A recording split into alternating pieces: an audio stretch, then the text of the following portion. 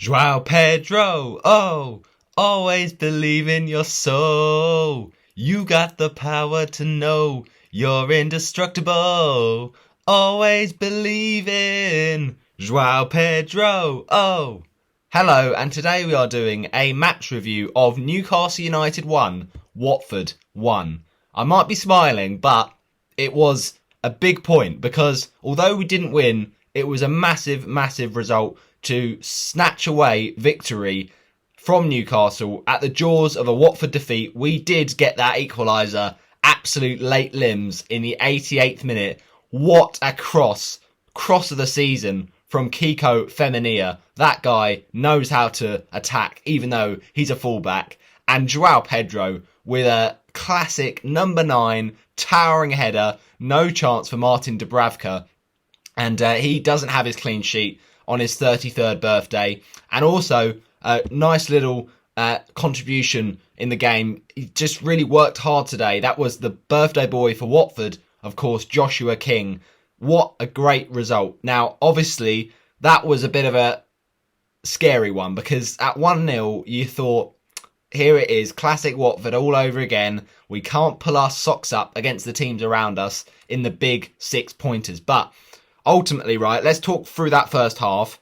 It was a game that really we didn't start well in. Newcastle were very much the dominant team and putting us under pressure as usual. We know what our defence is like, jangling nerves and making mistakes, and all the time we just do this.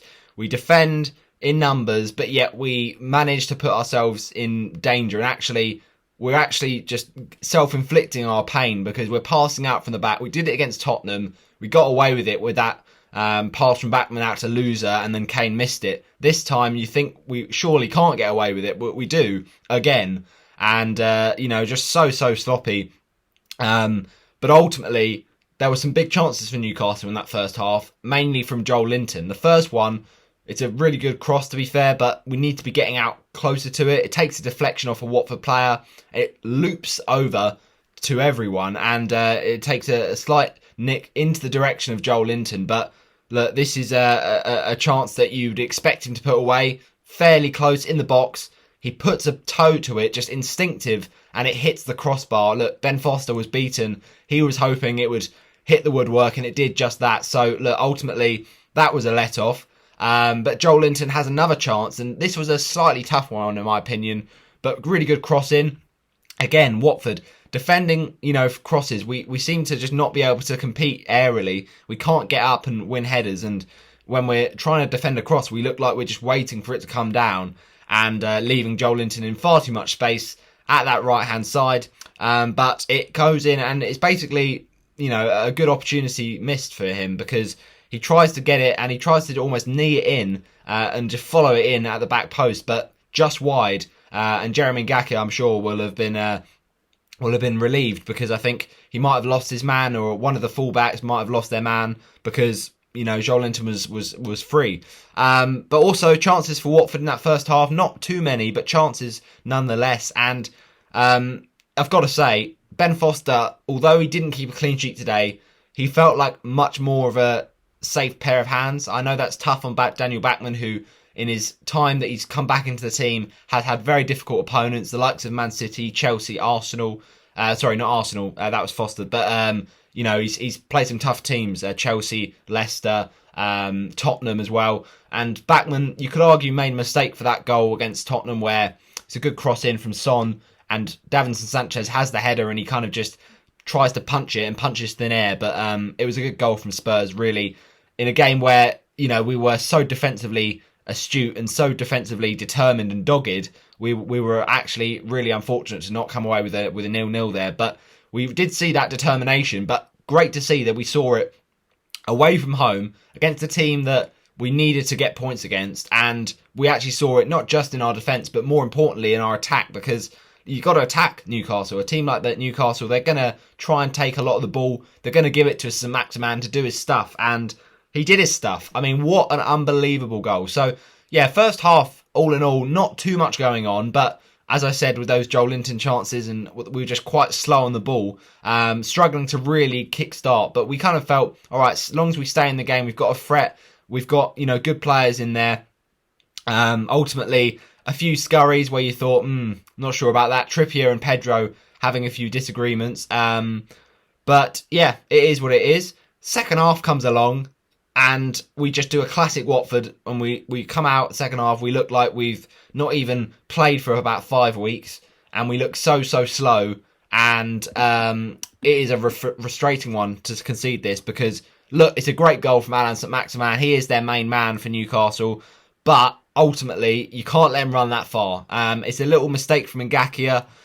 It's just a great goal. It is a fantastic goal. He carries it so far. He shouldn't be allowed to. And then he finishes it so well, firing past Foster. So, look, a real shame for Foster to not get the clean sheet. But, he's coming straight back in. You've got to give him time to bed in. But also, to concede the first goal in a game like this, you feel like the heads are going to drop.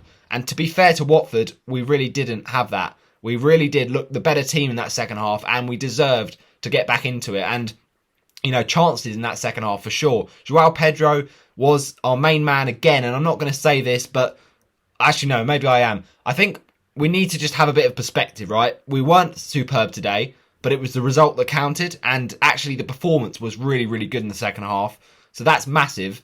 And obviously, before this game, say that it was a must not lose, and that's exactly what we've not done. Obviously, it'd be nice to say it's a must win. It'd be nice to get the win, of course. We certainly have to beat both Burnley and Norwich, assuming the Burnley game goes ahead, which it might not because of Burnley and Leicester getting postponed.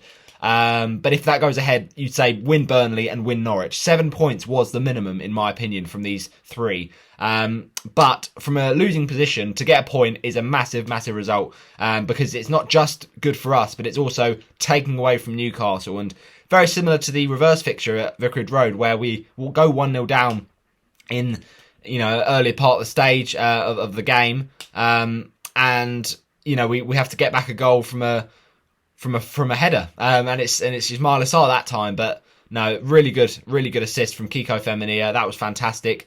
But yeah, Sissoko really went within inches of a leveler. He really should have scored that. I mean, I don't know if it's quite a chance you have to score. I mean, some people will argue that's kind of an open goal, but look, it was a good chance. Didn't happen. Sissoko's not known for his goals. He's known for his bullish midfield play and his great tackling and leading, and that's why he's such a great captain. The only thing I would say with the team selection was I was a little bit sceptical seeing Cleverley not playing and Kutska in his place. Now, I know Kutska's been trying. Obviously, Ranieri does like him, but he does look quite sloppy at times, Kutska, and a few times you just think he doesn't always think logically. Although he loves to go, straight in, he can make a mistake and then make a foul from it, and obviously giving away the free kick that led to that goal against Spurs last time. So, yeah, ultimately, that's what you went with. It was a good front three. I like to see João Pedro starting. Most weeks he should be. But that was a nice, bold front three, because I know a lot of managers would have said, no, this is Newcastle. Let's play 5 at the back. Let's try and break them, and let's have just Dennis and Joshua King up top. But look, really nice to see Pedro, and he's really developing so well. He's such a fantastic young player. And Dennis today really did coast through it, unfortunately. Just struggled to really get into the game. But with the amount of times he's bailed us out, I don't think we can complain too much. Joshua King had a fantastic performance as well. Just so good at his hold-up play and so good at helping the rest of the team. Classic number 9. Obviously, goals haven't been in abundance, but, that's the same thing for many of these teams in the relegation battle. So, look, Joshua King, he worked hard today, and he certainly looked threatening at times. I think the best of that front three before Pedro got his goal, really was working well. But Pedro, fantastic goal. In terms of the midfield, I've got to say, Kutska didn't have one of his best games. Sissoko was all right, but ultimately should have taken that chance. And also a good chance in the second half for Joshua King that on another day maybe he takes. But look, it was his birthday. I'm sure he'll be wanting to get a goal, but he'll take the point, because at the end of the day, we knew this was a game we couldn't afford to lose. Newcastle, it's a difficult place to go. Of course, St James's Park, so many people in that stadium and such a toxic atmosphere at times, as well as the fact that, it could get on the minds of the Watford players. If Newcastle go in ahead as they did, it could really be quite hard, quite a, suffocating atmosphere. But also, you kind of hoped we would go ahead and get the first goal and then maybe get a few and really, the fans can turn at that point, but didn't have to be that way. We had to change our game plan slightly with the fact that Newcastle scored first, and it's great to see that reaction. We needed something from today. We got that something. I thought Edo Kayembe was decent as well. He nearly nicked a goal on his first Watford appearance. I was most impressed, though, by Hassan Kamara. I thought he had a really good game. Debut at left back, just looked really composed on the ball, which is something we've not said about a lot of our defenders this season, who can often not clear our lines properly and often give away the ball, not head it properly. But yeah, it was not too bad, to be fair. And I thought Kamir was solid enough. Obviously did get a booking, but he did have a lot of good headers. Even if he made the odd mistake with clearing the ball, his headering was really good today. And he had a tough time up against that Newcastle front line. Obviously Chris Wood was a difficult customer, but actually we did well to marshal him out of the game for the majority of it. St Maximin was so tough to stop. But I've got to say, Jeremy Ngakia, first half, obviously starting the game, he did well to really keep St Maximin quiet in that first half, just really was looking good defensively. And then obviously came the substitution. Kiko came on. You kind of thought, when we heard that news of the substitution, I was like, we're losing 1-0 and we bring on a fullback, like-for-like replacement. I was like, what are we doing? Why did we not bring on, someone else like Cucho Hernandez to give us a bit of power up front? But no, fair enough, Ranieri, mastermind substitution. That's a fantastic attacking cross from Kiko. And look, it's a shame we can't play Ngakia and Feminina at the same time, because on the one hand, you've got a very good fullback defending very, very resolutely, and the other, you've got a great fullback who loves to attack. So it's hard to kind of have both of them in there. But look, what a goal from Pedro. A massive result. And we take this going into Tuesday night, assuming it is going ahead at Turf Moor. I don't know if it will, but obviously Spurs-Arsenal was postponed today, so they're getting these games postponed, the Premier League, when they feel it's necessary. To snatch a point, it's very, very satisfying. I think man of the match has to be João Pedro. This is ultimately, although I can give a few good mentions to, as I said, on his debut, Hassan Kamara.